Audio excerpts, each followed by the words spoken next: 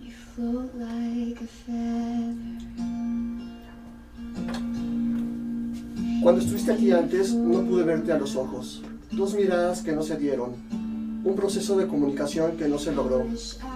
La mirada es la herramienta más importante de la comunicación no verbal. Es el punto de partida de la escucha activa. Nos permite establecer contacto o no. Quizá de chico nos enseñaron a mirar a los dos lados antes de cruzar la calle. Sin embargo, no hizo falta que alguien nos explicara la importancia de establecer contacto visual con el conductor y saber si éste reduce la velocidad para dejarnos pasar. Lo hemos aprendido solos. Son la intuición y el instinto trabajando en equipo por nuestra propia sobrevivencia. Cuando un coche se acerca, buscamos sin querer la mirada de quien lo conduce y nos quedamos tranquilos hasta que ambos nos miramos directa simultáneamente a los ojos y lo comprobamos. Algo similar pasa con la fotografía. Tratamos de encontrar la mirada del fotógrafo a través de sus imágenes. Él trata de llegar a nuestros ojos a través de las mismas, para así entrar en contacto, para establecer una comunicación por medio de la mirada de ambos. Es por eso que nos detenemos a contemplar una imagen por segundos, minutos, quizás, para adivinar lo que el fotógrafo nos quiere comunicar o para co-crear un nuevo mensaje. Para eso estamos aquí, para hablar de imágenes. Más que una mirada a la foto, este espacio es para facilitar una aproximación al discurso fotográfico y su proceso. Bienvenidos. Esto es Desde el Atismo y yo soy Eugenio Robleda. En esta emisión nueva de Transistor, principalmente quiero agradecer a Noé por la invitación y la oportunidad de poder estar ante ustedes y poder hablar de lo que a ustedes y a nosotros nos apasiona, de la fotografía. Hablaremos básicamente de cine, de teatro, de literatura, de cultura en general, todo relacionado alrededor de la fotografía. Tendremos reseñas de equipos, traeremos gente que nos hable de nuevos productos en iluminación, en tripiés, en cámaras, y básicamente tendremos fotógrafos que están enfocados a las diversas áreas de la fotografía, como es fotografía de comida, de producto. Tendremos gente que nos hable de las nuevas propuestas visuales, también fotógrafos de bodas, fotógrafos de deportes, en fin, el mundo de la fotografía es amplio y vasto, todos lo sabemos, pero no solo es un programa de fotografía para fotógrafos, también tendremos proveedores como Photosmile que nos vendrán a hablar de sus productos y que están enfocados tanto al mercado profesional como a la gente común que tiene un celular, que saca fotografías, que guarda recuerdos y que quiere preservarlos. Tienen excelentes productos estos de Photosmile y algún día los tendremos aquí platicando acerca de ello. Hoy por lo pronto es un programa nuevo y vamos a hablar tres temas. En principio está conmigo Adrián Álvarez, al rato ya platicaremos acerca de él y de su trayectoria en la fotografía. Hoy vamos a hablar principalmente de Tina Modotti y de una exposición que estuvo o que aún está en el antiguo Senado, en la casona de Xicoténcatl. Vamos a hablar un poco de Brassai y de la exposición que se concluyó hace unas semanas en el Palacio de Bellas Artes. Vamos a hablar de uno de los hermanos Mayo, o perteneciente a los hermanos Mayo, que murió recientemente y fue una de las primeras agencias fotográficas en este país, junto con el archivo Casasola.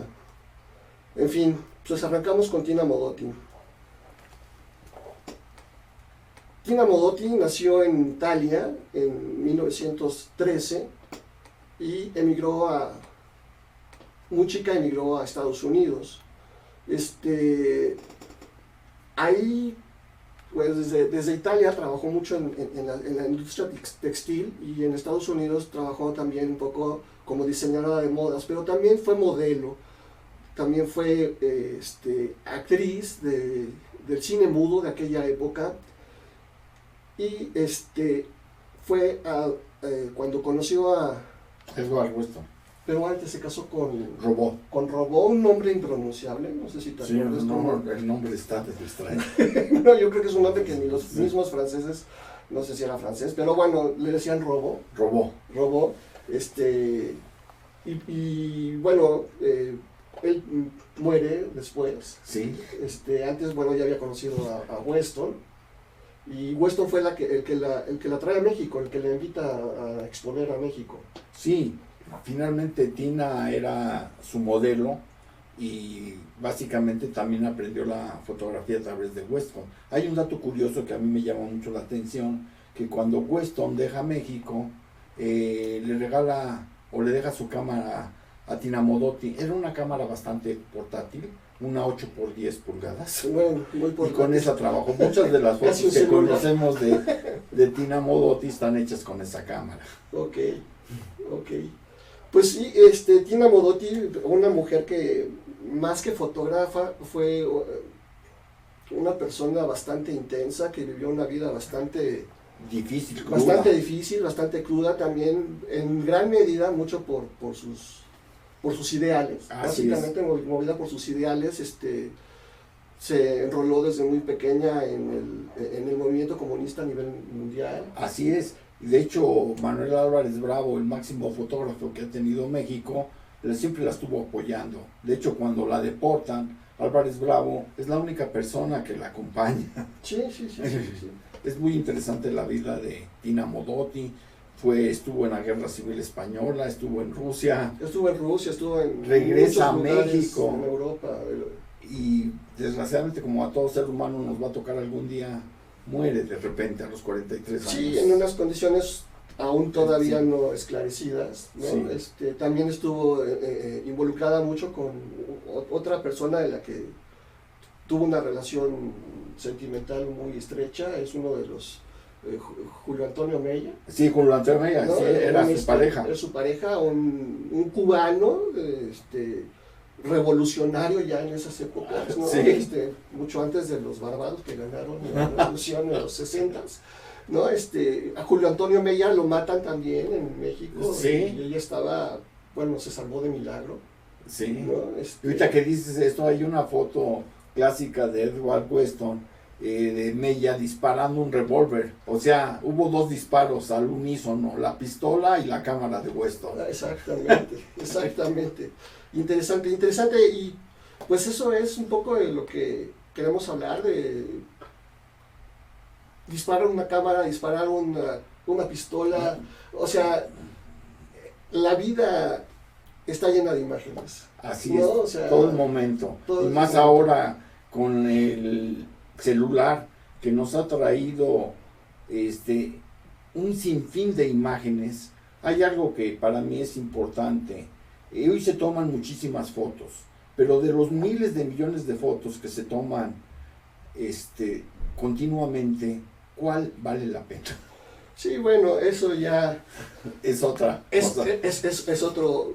Yo creo que vale la pena en medida de que las fotos comunican, o nos llenan de Sí. sentimientos, nos llenan de recuerdos. Y Cuando transmiten, cuando transmiten, la labor está cumplida. es el valor de la fotografía. al Así final de es. cuentas. Supongo que están viendo imágenes de Tina Modotti. La exposición, bueno, anímense, vayan al palacio, no es el palacio, es el antiguo Senado de la República, Junto al el Munal, a un costado del Munal. Si ustedes ven el Munal de frente, queda del lado derecho. entre el La Munal casa y el del Zócalo. Está junto a los girasoles, pueden pasar a comerse, a echarse unos tacos de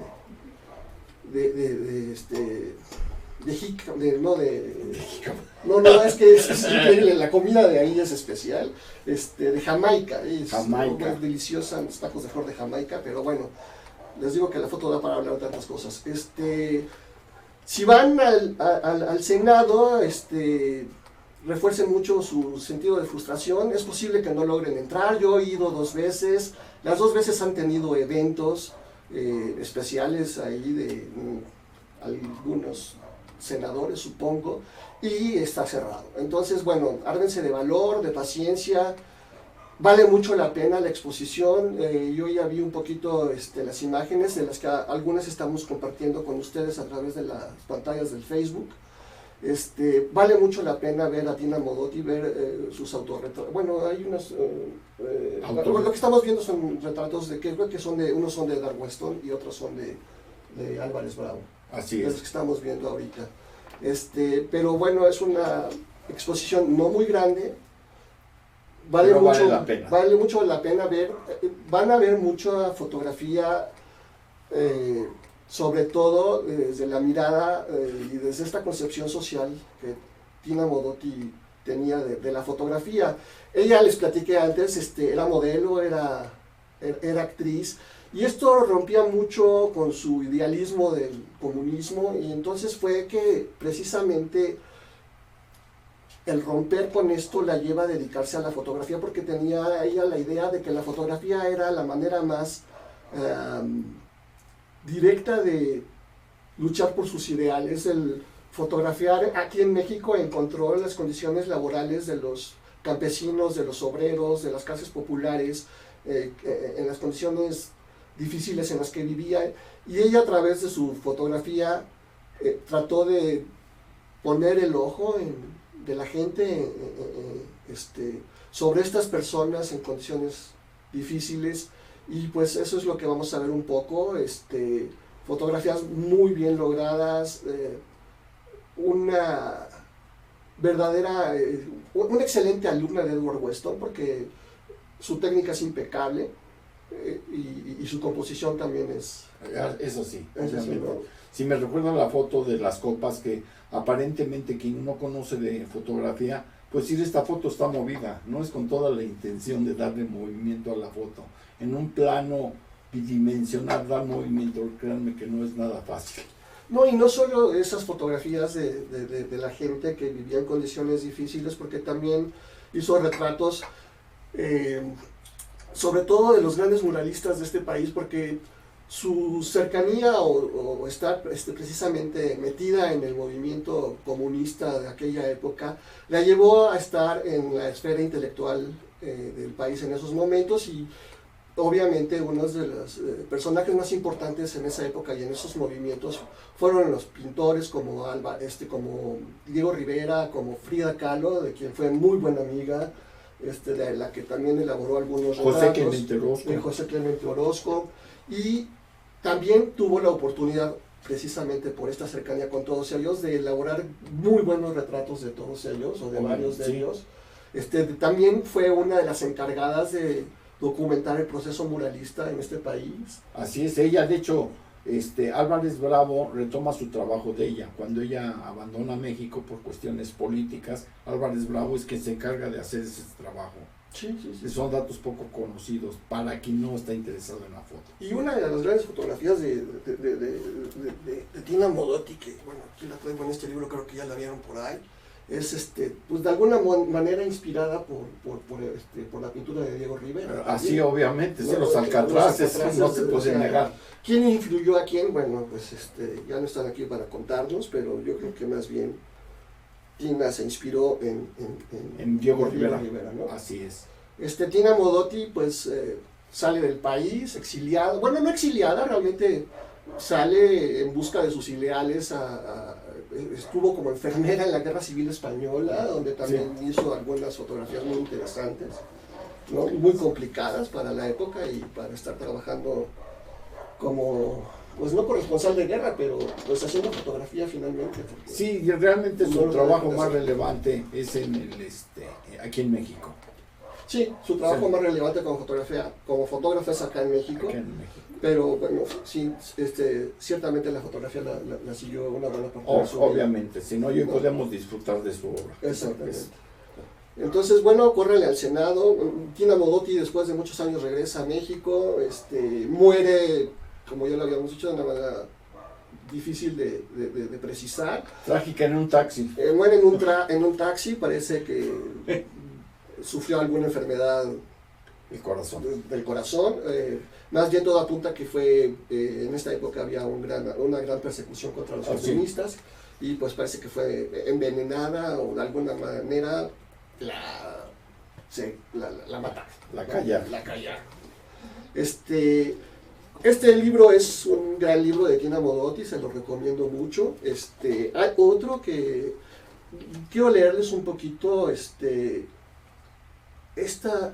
poema que le dedica a Pablo Neruda y que parece está en la tumba, está en la lápida, ¿no? Está en la lápida, está en la lápida. Pablo Neruda dice: puro es tu dulce nombre, pura es tu vida frágil, de abeja, sombra, fuego, nieve, silencio, espuma, de acero, línea, polen. Se construyó tu férrea, tu delgada estructura. Y esta tumba, si gustan, en el Panteón de Dolores se encuentra. Ubicarles exactamente no, pero es cosa de llegar a las oficinas y preguntar por la tumba de Tina Modotti y los van a llevar, vale la pena. Y es curioso porque hay otro libro también muy interesante de Tina Modotti que yo supongo que el que lo editó retomó un poquito de este poema, el título del libro que se llama Historia de una vida frágil. Una vida frágil, es una mujer. Una vida frágil. Sí, es una mujer la autora del libro. Ah, es la autora. Sí, sí no recuerdo el nombre. Yo no recuerdo el nombre, precisamente ese libro yo lo leí hace unos 25 años, un poco más. Fue una de las primeras fotógrafas que me llamaron la atención, que estudié un poquito con detenimiento, porque realmente una mujer que vive, o que vivió sus ideales en esas épocas, sí. Es verdaderamente única, ¿no? Sí, realmente su vida es muy interesante. Es muy interesante. Y vivir con sus ideales en un país tan... Pues deja todo, como México, pero en cualquier parte del mundo yo creo que esa época era francamente difícil, ¿no? Otra forma de poderse aproximar a la vida de Tina Modotti está esta novela de Elena Poniatowska, que también debe haber sacado hace unos 25 años. A mí en lo particular no me gustó mucho. Es un libro de casi 700 páginas. Yo llegué a la mitad del libro, creo que fui demasiado benévola con Elenita. No los quiero prejuiciar. A mí, la verdad, precisamente conociendo un poquito de la filosofía de Tina Modotti, que dejó de ser actriz para perseguir sus ideales, y que esta parte de la frivolidad no iba con ella, creo que no está muy bien. Es verdad. A final de cuentas es una historia novelada. Así es. Creo que eso que evitaba Tina de la frivolidad es precisamente en donde cae Elena Poniatowska. Yo no logré terminarlo, la verdad es que sí me enojó un poco, pero bueno, si a alguien le gustaría acercarse a un poquito. Es interesante porque está llena de datos históricos muy exactos. Es una novela basada en datos históricos. Entonces, lo interesante de esta novela es precisamente saber cómo era la vida de esa época y conocer a los personajes que rodearon a Tina Modotti.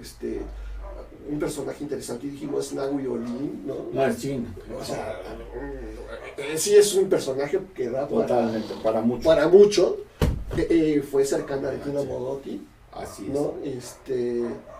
Y bueno, ahí están esas opciones. Historia de una vida frágil. Sí. ¿No?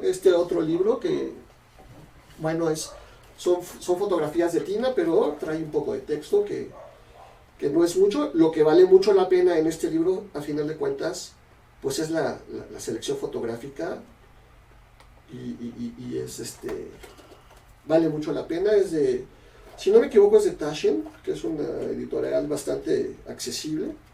No veo aquí el nombre de la editorial, pero bueno, es un libro que no es muy caro y que vale la pena tener. Para conocer el trabajo de Tina Modotti, casi es todo su trabajo, toda su obra. ¿Y qué más quieres? Pues podemos cambiar de tema. ¿Podemos cambiar de tema? Sí, ¿de quién quieres hablar? ¿De Brassai o de Pues hablemos un poco de Brassai, ¿no? Brassai también, un húngaro. Un húngaro, Gyula Halássy, no el nombre también. Gyula Halássy. Gyula Halássy. Que no sé por qué se puso Brassai. Pero pues hay que agradecerle porque es más fácil decir Brassai, ¿no? Sí, no, pero Brassai, Brassai es todo un personaje de los años 20, estamos hablando de casi 100 años. Él registra la vida nocturna de París de esos años. Es impactante, impresionante. La exposición que hubo de él en Bellas Artes. Ahí estamos viendo imágenes de Brassai precisamente. Valía la pena haber ido, pero su registro, y de hecho varios edificios de esa época y que fueron destruidos en la Segunda Guerra Mundial por las imágenes de Brassai. Se reconstruyen. Ok, ese dato no lo sabía, fíjate. Sí, es importante. Sí, hacía unas cosas espectaculares Brassai. Él vivía de noche y dormía de día. Sí, Brassai, húngaro, a los 3 años se lo llevan a vivir sus papás a París. Sí. Pues sí, su trabajo principal fue retratar el París de noche, también un poco de la parte frívola de París. Sí, obviamente. ¿No? O sea, desde, bueno, no solo la frivolidad de la sociedad, de la alta sociedad parisina, son unos excelentes documentos históricos. Es un documento. Es genial. Documenta París de noche. Documenta París de noche, imágenes de prostitutas que pues no tienen nada que ver con la imagen que tenemos en la actualidad de las prostitutas. Así no, obviamente es otra cosa. Unas señoras tan elegantes como pudo haber sido mi abuelita y son prostitutas. Sí, ¿verdad? Obviamente. Claro que ya cuando uno ve algunas otras fotos desnudas, pues ya no podría ser mi abuelita. Obviamente, ¿no? Pero tu abuelita se desnudaba para bañarse. Sí, y para aquí estoy al final de ropa. cuentas.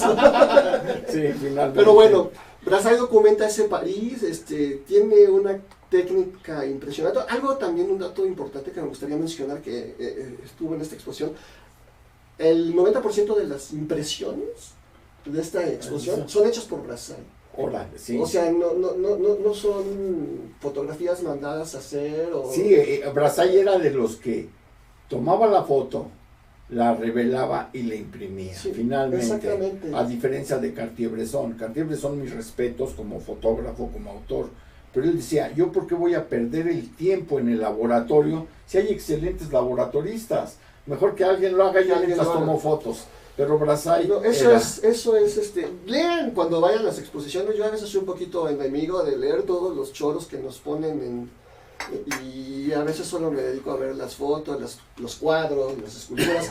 Pero realmente cuando leemos, a lo mejor se pueden saltar las cédulas, pero sí toda esta parte que en la museografía nos integran de información acerca de los autores que estamos viendo en los museos, valen la pena porque le da mucho sentido. Y sobre todo, bueno, si uno es apasionado de la fotografía, pues está como más en el interés de saber qué es lo que nos quiere decir el museógrafo, la exposición y sorprendernos con muchas cosas. Realmente a mí sí me sorprendió mucho este hecho de que el 90% de las impresiones, y fue una exposición pues, de 200 fotografías, bastante extensa, bastante intensa y extensa.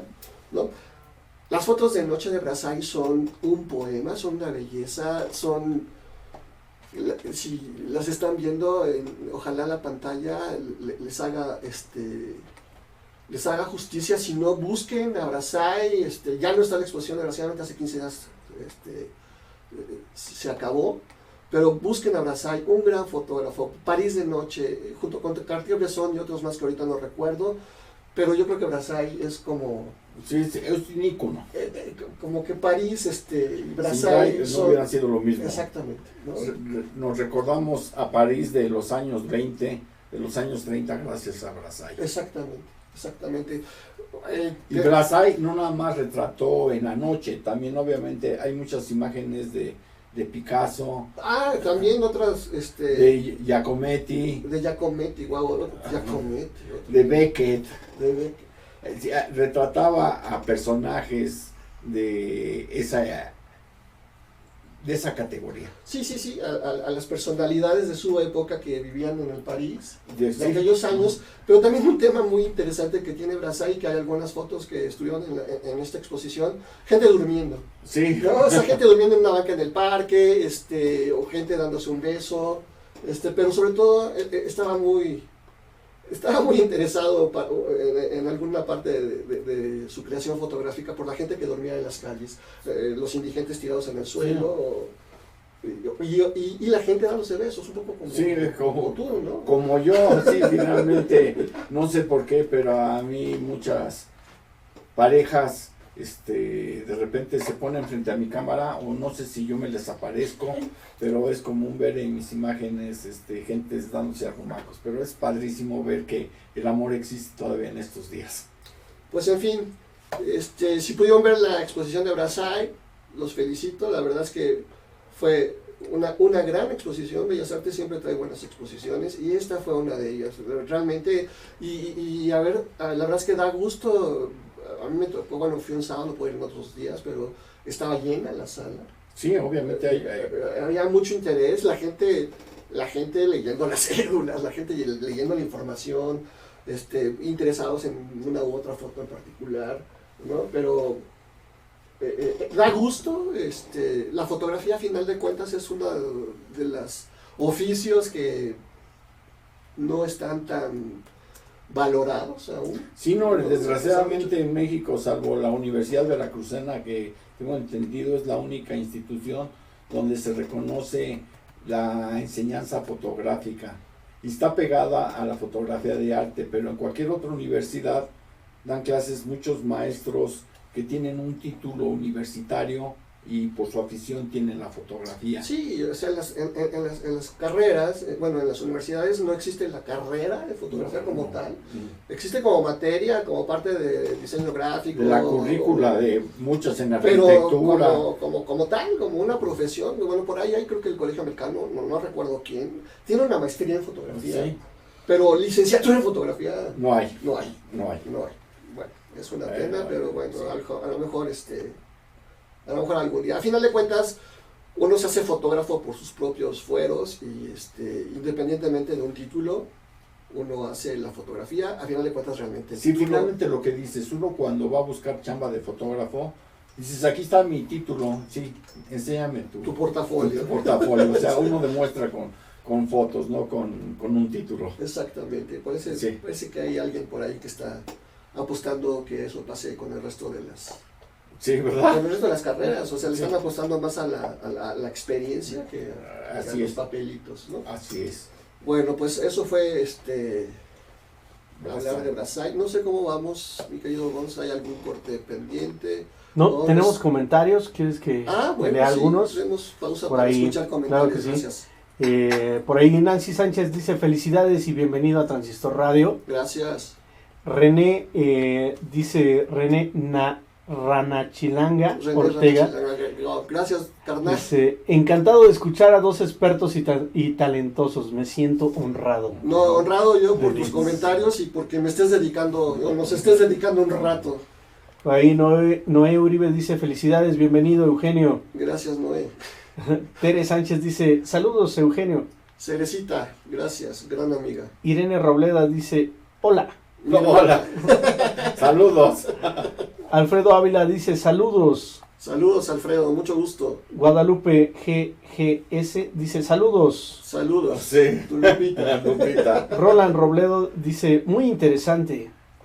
Roland. Por acá Gracias, dice, Roland, saludos. Alfredo Ávila dice excelente programa, si no quieres ese libro porque te aburrió, me apunto para leerlo. Me gustaría regalártelo, pero si no, después de qué platico. Necesito cosas que no me gustan para platicar un poco más de ellas.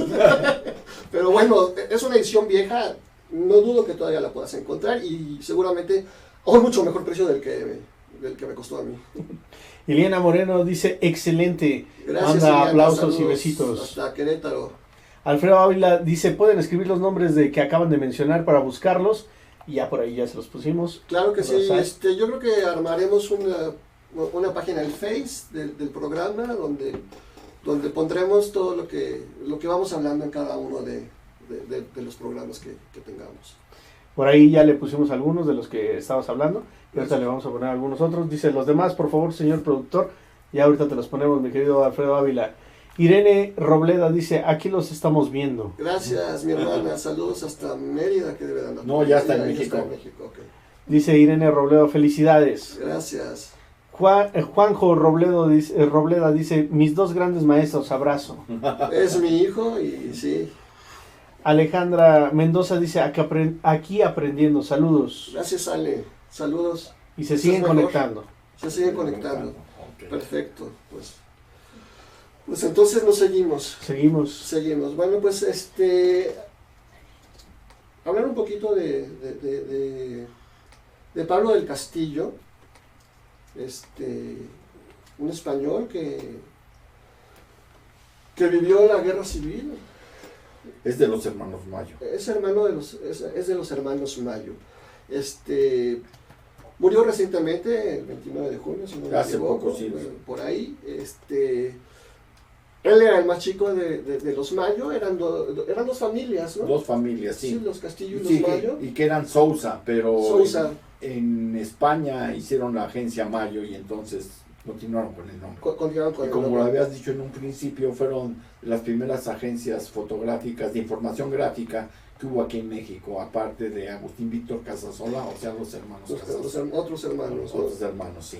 Sí, bueno, él se queda en España y los Sí. hermanos se vienen para acá. Él se queda básicamente documentando en Madrid todo, pues toda la época Sí, franquista. no, pues ellos vienen huyendo de la Guerra Civil Española. Ellos vienen huyendo y él se queda en España. Sí, finalmente el Después- trabajo es trabajo. Después de muchos años se viene a México, ¿no? Sí, Los hermanos Mayo en el 2007 fueron reconocidos en el Senado con un premio, no recuerdo cuál, pero finalmente se les reconoce. Les dan un sí, reconocimiento. como todo aquí en México. Bueno, Yo sí. recuerdo hace unos 20 años, cerca de Perisur, exactamente donde empieza San Fernando y coincide con Insurgentes, que hay un parque. Ahí le hicieron una estatua a Faustino Mayo. Ok. Y resulta que las autoridades pues ya la desaparecieron. O sea, son cosas que solo suceden en México. Se les da un reconocimiento, pero no lo avalan las Claro. siguientes los Administraciones. gobiernos, las siguientes administraciones. Son cosas Pues sí. extrañas. No solo pasa en México, pasan otras cosas más Sí. raras en otros Pues, países, sí. pero bueno, o sea... No es política, pero tampoco- vale la pena y mencionar tampoco porque es es algo afectado. que aunque no solo pase en México, Sí. que sí pase está lo gacho, ¿no? Sí, así es. Sí, una agencia que trabajaron hasta los años 90. Hasta los 90 todavía, sí, había la secuela, tenían una agencia de fotografía, no agencia, perdón, Pues era un laboratorio que estaba en la colonia en la Nápoles. calle Nápoles. Y la última vez que pasé por ahí ya no existe. Ya no existe. No, como todas las tiendas de fotografía, Sí. Kodak, desaparecieron todas las tiendas de Ah, foto sí. y, Sí, lo digital ha absorbido tremendamente. y ahora hacemos las cosas de diferente manera. Sí. Pues qué más decir de los Mayo, de las cosas importantes que les tocó documentar aquí en México fue precisamente la construcción de la Torre Latinoamericana. Así es. Estuvieron muy de cerca en el movimiento del 68, Sí, hay muchas fotos gracias a ellos. gracias a ellos, ¿no? Entonces, bueno, así a grandes rasgos, pues se nos va uno de los fundadores de agencias fotográficas que pues tienes conocimiento de alguna más que exista ahora en día. No, de hermanos ya no. De Hermanos ya no. Hay pero muchas agencias, ¿no? Finalmente, pues, todo evoluciona. todo evoluciona, todo tiene una cámara, no sé, recuerdo ahorita que en algún periódico en Nueva York decidieron despedir a todos los fotógrafos ¿En serio? y repartirles celulares a los taxistas. Ah, ok. Y entonces el periódico era lo que publicaba. Las fotos de los taxistas. Bueno, finalmente estas personas que andan trabajando en la calle tienen acceso a muchas posibilidades que un fotógrafo. Me hiciste recordar ahorita de Guilly. Guilly, un fotógrafo de los años de los años 20, que llegaba antes a la escena que la policía. Sí, con estas camarotas, con estos Grandes, flashes, sí, finalmente le ganaban, Sí. pero eso era hace 100 años. Hace Ahora, pues el periódico decidió darles celulares a los taxistas. Finalmente Sí. ahí hay una herramienta que se llama cámara. Sí, ahora todos Registran somos imágenes de fotógrafos. cualquier lado. Sí. Sí, y llegan en un momento. No sabemos si esto es lo más adecuado. El tiempo lo dirá. Nosotros fotógrafos apostamos porque las cosas se ven de otra manera en el futuro o desde ya. No, pero es que hay que estar con el momento. La tecnología no se puede negar. Avanza a pasos agigantados. Sí. Es increíble que en un aparatito dependamos muchísimo de él. Me lo roban o lo pierdo o no sé qué pasó con él y qué voy a hacer. Es un conflicto. Se te va la vida. Se te va la vida. Pero bueno, hay que seguir. No pasa nada. Pues eso fue un poquito los temas que íbamos a tratar hoy. Vamos a pasar precisamente pues a hablar de Adrián. Adrián. De Adrián. Adrián es fotógrafo desde hace muchos años. Es maestro también de fotografía. Uno de los mejores maestros de fotografía que a mí me ha tocado. Fue mi primer maestro de fotografía. Es mi hermano. Por eso lo tengo aquí, porque gracias a él estoy yo aquí. Y pues para empezar esta serie de programas, no podía estar nadie más conmigo acompañándome que él. No, pues te agradezco la invitación, Eugenio. Para mí es un honor el hecho de, como maestro, principal para mí, tengo para mí una función con el alumno. Cuando el alumno toma la fotografía en serio, doy clases en una universidad que es la Escuela de Diseño de Bellas Artes, pero ahí el alumno la fotografía la toma como una currícula. Pero he dado clases a alumnos particulares y ahí mi reto es que el alumno supere al maestro. Y créeme que tú ya me superaste. Lo cual gracias, pues. Para mí me enorgullece, y saber que soy el padrino en tu programa, para mí me llena de satisfacción. Es padrísimo, qué bueno, y brindo porque tengas muchísimo éxito en este programa. Gracias. Salud. Sí, yo no sabía que influí tanto en Eugenio hasta que tuve la fortuna de que me hicieran un libro, y ahí me enteré de lo que influí en Eugenio, y para mí es maravilloso saber que lo que yo le dije a alguna persona rindió frutos. Eso para mí es padrísimo. La verdad es que me gusta reconocer un poquito que gracias a ti soy fotógrafo, porque tú no solo me insististe, casi me llevaste arrastrando a la escuela para que yo estudiara fotografía. Yo estaba renuente porque, vamos, es una analogía un poco tonta, pero yo era como Cartier-Bresson. Yo decía, yo no quiero estudiar fotografía para que me enseñen a revelar, para eso hay laboratorios, ¿no? Guardadas las distancias, ¿verdad? Pero sí, y algo de lo que más me encantó precisamente cuando estaba estudiando fotografía, y hay que decirlo, estudié en la Escuela Activa de Fotografía, donde Adrián en esa época trabajaba también. Cerrábamos la escuela, yo estaba tomando clases de 6 a 9 de la noche, cerrábamos la escuela, preparábamos químicos y nos quedábamos en la escuela a imprimir hasta 2, 3, 4 de la mañana. Sí, ¿verdad? El tiempo no corría. El tiempo no corría, el tiempo se congelaba en las fotos y nosotros... Me hiciste acordar de Manuel Carrillo, otro gran fotógrafo de México, que él a los 49 años descubre la fotografía. Él era alcohólico y yo fui su laboratorista, y por él lo supe. Él cambió el alcohol por el Dectol.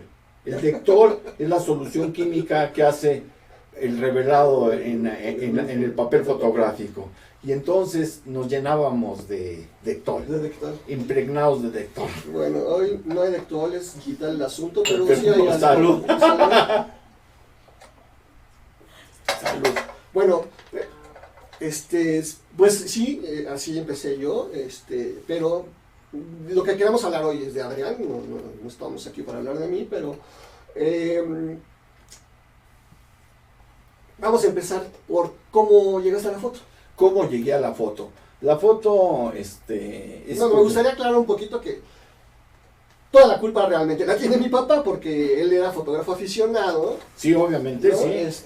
Vimos en la casa, entre otras tantas cosas que era mi padre. Él era fotógrafo aficionado y en una educación muy machista de aquella época todavía, ¿no? Somos 8, 4 hombres, 4 mujeres. Bueno, a los 4 hombres nos regaló una de sus cámaras. Así es. ¿no? Así que yo aún preservo, no sé si tú sí, no, y de hecho, mi papá es una gente maravillosa. Yo cuando tenía 19 años, tenía necesidad de hacer unas fotos. No recuerdo qué tipo de fotografía. Y me dijo, aquí está la cámara. Tú lo único que tienes que hacer es que debes de tener cuidado que el sol esté en tu espalda, que lo vayas a fotografiar, le pones 11 con 125. Yo no sabía ni que era 11 ni que era 125. Okay. Pero 11 es el diafragma, F11, y la velocidad es un 125avo. Okay. No me dijo ni hizo ni nada de esas cosas. Yo cuando yo empiezo a estudiar fotografía a los 33 años, y un poquito tiempo después, y cuando empiezas a razonar y a entender todo el proceso fotográfico, me di cuenta que en el ISO 100, a pleno sol, 125,11, eso es análogo. Si lo aplican a lo digital, cierren 2 pasos. Quien no entiendan, lo va a hacer. Y 125,11 es como yo practico. Yo cuando estuve, a lo mejor me voy a ir un poquito medio snob o medio fifí, pero andaba en Venecia fotografiando a la gente, que eso me ha gustado desde mi primer rollo que tomé en Yo 79. llegaba a Xochimilco, nada más.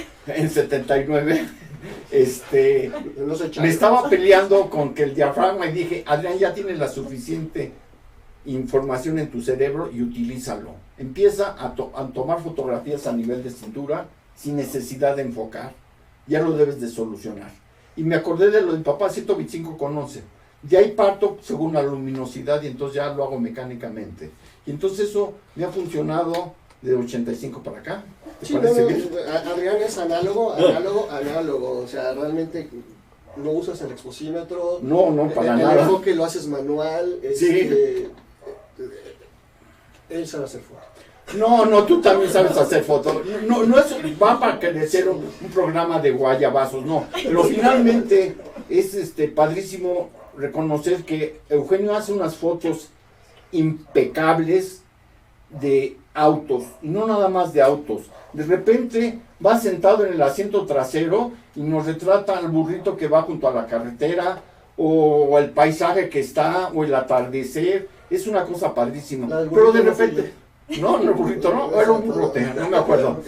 Pero a Eugenio igual un edificio lo fotografía, o las personas. Bueno, Eugenio, pero nos ibas a platicar cómo empezaste. de mí. No te ¿Cómo empecé? Sí, Bueno, hice mis inicios en 19, cuando tenía 19 años.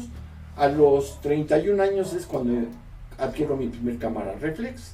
Y desde el primer rollo dije, es que antes tomaba fotos con una cámara que yo llegué a una empresa que ya no existe, que se llama, se me fue el nombre.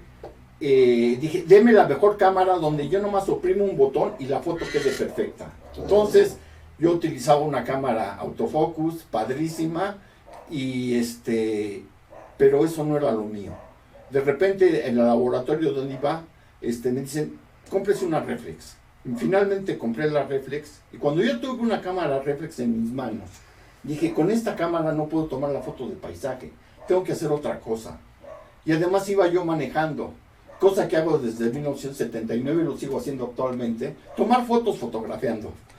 Manejo y fotografío, tomo fotos, y empecé a hacer fotos así, y retratar a la gente sin pedirle permiso, a lo que hoy llamo retrato sin trato. Okay. Entonces, retratar a la gente siempre ha sido, hace Fotografía rato, cándida, ¿no? Que le llaman. la fotografía cándida. Ese término, ¿quién lo adoptó?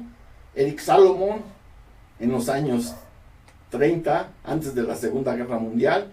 Él utilizaba una cámara Hermanox que tenía una luminosidad 2, que era mucho para ese entonces. En aquel entonces, bokeh, ¿no? estamos hablando de los años 30, hace 90 años.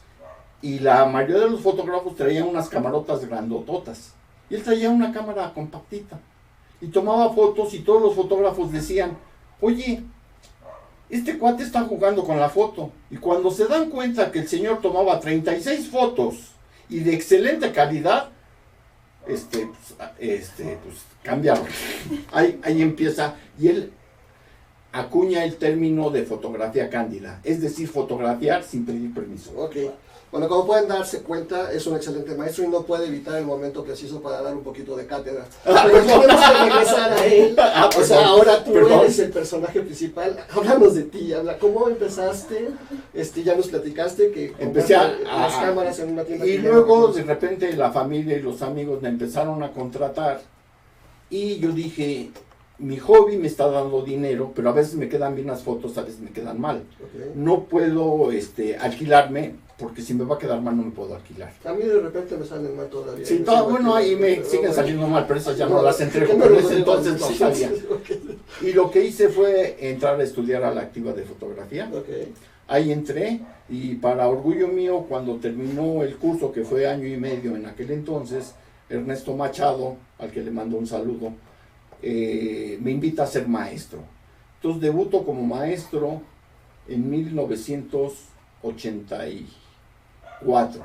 A dar una clase que no se había dado hasta esas fechas en activa, ¿no? Que Sí. era tu especialidad en ese momento, que era fotografía de bodas. Fotografía de bodas. En aquel entonces sí, pero yo ya hacía bodas sin experiencia y aprendí a guamazos. Pero Sí, finalmente es padrísimo. Hay muchos, les voy a echar un chascarrillo porque me encanta mucho este término que utilizan muchos fotógrafos que como tú empezaste Sí. con las bodas, que le llaman fotografía, que trabaja para la BBC.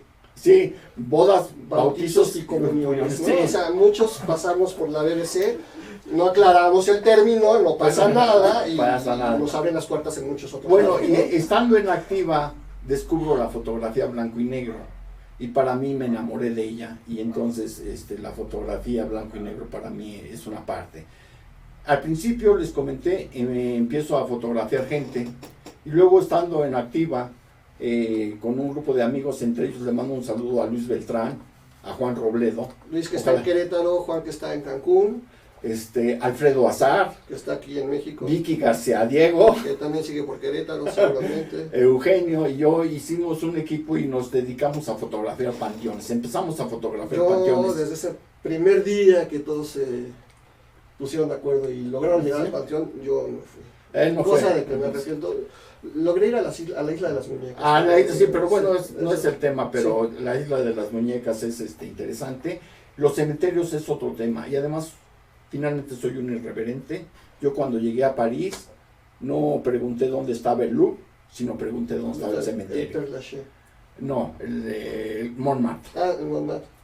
¿También fuiste al Père Lachaise? No, nomás al Montmartre. Fue el único cementerio que fui en París. No, en el Père Lachaise está Janis Joplin y sacaste la foto de la No, Janis Joplin no, ese es otra información, pero no pasa nada. Ah, porque vi una foto tuya. Sí, pero es ¿no la es el Père pasión. Lachaise? No, Ah, es yo el estaba- recinto de fuga. Ok. Y esa foto tiene, porque era invierno, y ahí comprendí que sí tengo buen pulso, porque la tomé con un 15avo y con el diafragma más cerrado que pude. Ok. Pero estaba temblando de frío, pero no salió muy bien. O sea que ahorita me estás diciendo que Janis Joplin de alguna manera estaba en los dos panteones de Francia. No, te estoy Porque ella diciendo está- que yo no fui a la de Janis Joplin. Por eso ella está enterrada junto con muchos otros famosos. En Montmartre. En Montmartre. no, en el Père Lachaise, sino en- No, yo fui a Montmartre. Por eso digo, pero hay una lápida de una fotografía Sí. tuya del cementerio de Montmartre que dice Janis Joplin. No, esa fotografía te estás confundiendo. Esa la tomé en Cuautla en 1985. En Ok. Cuautla, ahí dice el fin se acerca.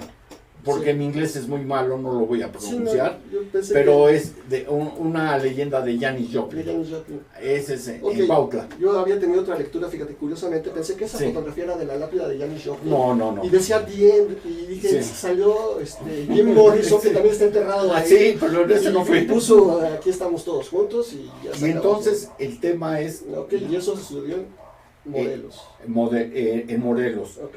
Empecé a retratar cementerios y luego finalmente me di cuenta al revisar los contactos. Para quien no sepa qué son los contactos, era el modo antiguo de tomar un rollo, poner los 36 negativos y en un papel fotográfico tenías todas las imágenes y ya decidías cuál ampliar y cuál no. Y entonces me di cuenta que tenía muchas fotografías de arquitectura. Ok. Entonces ya conscientemente de que fotografiaba arquitectura sin darme cuenta, entonces empiezo a fotografiar el Ángel, el Palacio de Bellas Artes, N cantidad de edificios que hay en la Ciudad de México. Es otro tema mío que es la... Ok, pero yo quiero detenerme un poquito en tu Sí. fotografía de panteones.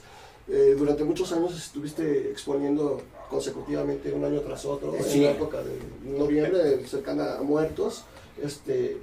Yo recuerdo haber ido a varias, pero algo en particular que me parece muy característico tuyo es el título de las fotografías. Ah, ok.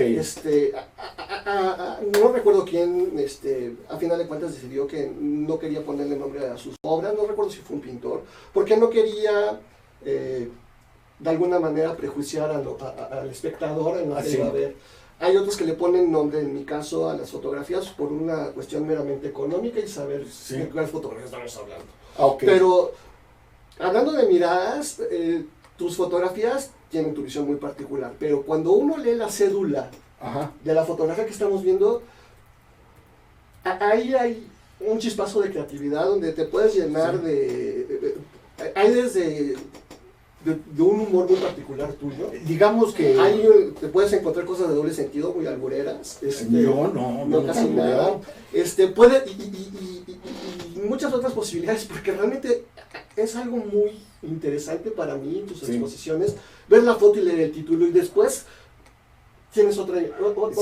ves otra cosa totalmente diferente. Es finalmente cuando hay un dicho más o menos que dice así, que una imagen te describe mil Vale cosas, más que 1000 palabras. vale más que 1000 palabras. Entonces yo, al ponerle un título a la imagen, estoy viendo mi particular punto de vista. Sí. Puede uno interpretarla de 1000 maneras. Sí, sí, Yo sí, le sí. pongo el mío.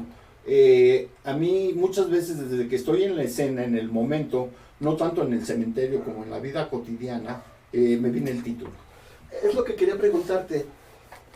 ¿Qué es primero, el título o la imagen? A veces O- viene al momento, exactamente en el momento de la toma ya tengo el título. Ok. Otras veces ya después trabajando la imagen, Ya te antes surge el era título. análogamente imprimiendo la foto, viéndola, o ahora en la computadora viendo ya está el título, ahí sale el título. Sí, es algo de lo que a mí, a partir de ver tus fotografías en las exposiciones que montabas y leer las cédulas, desde ese momento, en cualquier otro lado que voy a una exposición, Sí. gracias a ti, leo las cédulas, ¿no? O sea, y a veces pues ves una montaña con pajaritos y la cédula dice montaña con pajaritos y dices, no, evidentemente no es foto de Adrián, gracias, ¿no? Y a lo que sigue, ya las demás me las aviento sin ver las cédulas, pero me parece muy particularmente interesante en tu caso, porque hablando de lo que uno ve y tratando de interpretar lo que uno ve con nuestro propio bagaje cultural, Sí. tú vienes a darnos una voltereta totalmente Mira, hay un diferente. maestro en la escuela que ya afortunadamente nos ganó en el tiempo, ya se fue a ver a San Pedro, que se llama Agustín Martínez. Él vio muchas de mis exposiciones y me decía, Adrián, tú tienes un humor negro, pero Sí. clarísimo. Un sentido del humor Negro, que sí. va desde el negro hasta el rosa, porque también he visto unas muy fresas. Ah, bueno, sí, bueno, finalmente. Francamente. Sí. Pero eso es lo padre, que tiene tu humor abarca una amplia gama, ¿no? Sí, De no se posibilidades. puede uno encerrar. Hay una padrísima de un cementerio que seguramente ya vieron, y es un cementerio en Estados Unidos, y la lápida dice Mother, Ah, Enla. y tú le pusiste el título Enla, Sí, dice model Enla. ¿no? Me parece genial, ¿no? Y esa irreverencia ante una tumba, pues tampoco sí, hay que final- tomarnos la vida tan en serio, finalmente todos vamos a acabar muertos, ¿no? Todos vamos a acabar muertos, pero yo no quiero terminar en un cementerio. He visto tantos que finalmente yo quiero que me cremen, Ok. que me pongan cremita a los tacos y ya, algo así. Bueno, pues vamos a hablar también, esa fue una parte muy interesante en tu vida de fotógrafo, porque yo creo que Sí. fue como tu consolidación como fotógrafo, tus exposiciones En los cementerios, no, ¿En yo no me cementerios? siento, obviamente ya con el tiempo, no sé si estoy consolidado, pero sí gratamente estoy feliz, me encanta lo que hago. A mí me preguntan, oye, ¿tú de qué vives? Yo me divierto. Somos Y fotógrafos. pues, ¿qué haces? No, pues yo doy clases, entonces trabajas, no, yo no trabajo, yo me divierto. Ok. A mí mi profesión es dar clases, transmitir mis conocimientos, hacer fotografía y mostrarlas a quien se deje. Está bien. Pues ahora hablemos de tu libro. Del libro, Los ojos en que te miras. ¿Por qué el título? Ese título lo escogió el editor. Ah, ok. Sí, ya, Con eso. Para lo que sigue. Para lo que sigue, él escogió. Los editores, Pero finalmente estoy ok. agradecido y un saludo a Paco Ortiz y a Mónica, su esposa, que fueron que finalmente me patrocinaron el libro. Perfecto. Todo esto es producto de Facebook. Para quien no cree en Facebook, yo empecé a subir fotos gracias a Eugenio a Facebook. Y en Facebook finalmente alguien vio mis fotos y me patrocinaron un libro. He vendido fotos que se publican en Facebook y son precios accesibles. Si son estudiantes me lo dicen y les digo, Pero ¿cuánto bueno, tienes? una buena manera de llevarse tus fotos es con este libro. Con este libro que ¿No? está a venta en Gandhi. Y platícanos un poco, aquí no hay tantos panteones, o creo que no hay nada. Hay tres temas. Hay tres temas. Que es el Platícanos. retrato sin trato, arquitectura y los cementerios. Ok, al final de cuentas ahí. Yo participé en este libro. La única foto que no es de Adrián es de Adrián, tomada por mí. Y también escribí ahí una pequeña Sí. historia, ¿no? Vale mucho la pena. ¿En dónde está? ¿En Gandhi? En Gandhi. Ok. Y yo todavía tengo algunos ejemplares por si gustan. Bueno, pues si quieren conocer más acerca de Adrián, de su trayectoria, esta es una buena manera y bastante accesible de hacerlo. ¿Cómo vamos, mi querido Gonz? Por acá tenemos comentarios.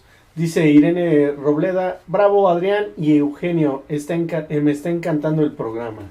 Gracias. Por acá Alfredo Ávila dice, muchas felicidades, reconocer y ser humilde es grandioso de una persona. Gracias. Por ahí se siguen conectando.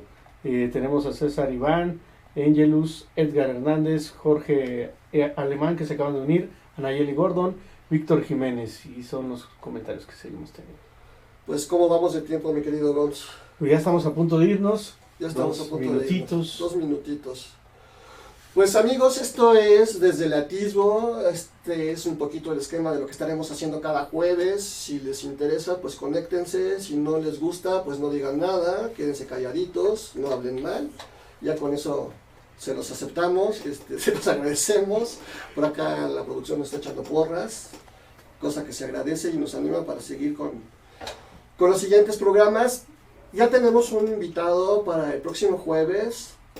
Les va a gustar el tema, va a ser música y fotografía.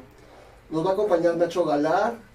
Si no lo conocen, búsquenlo, les va a interesar mucho su trabajo. Él es fotoperiodista, pero también es músico, toca el bajo, si no me equivoco.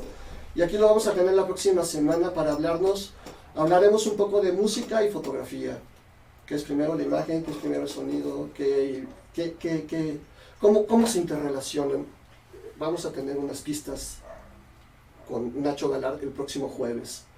Por lo pronto los dejo con Jim Croce en esta canción que se llama Photographs and Memories, porque a final de cuentas todos son recuerdos que vamos guardando honestamente a través de las fotografías. Tomen fotos, llénense de fotos en su vida, de viejo me lo agradecerán. Hasta el próximo jueves. Gracias. Christmas cards you sent to me, all that I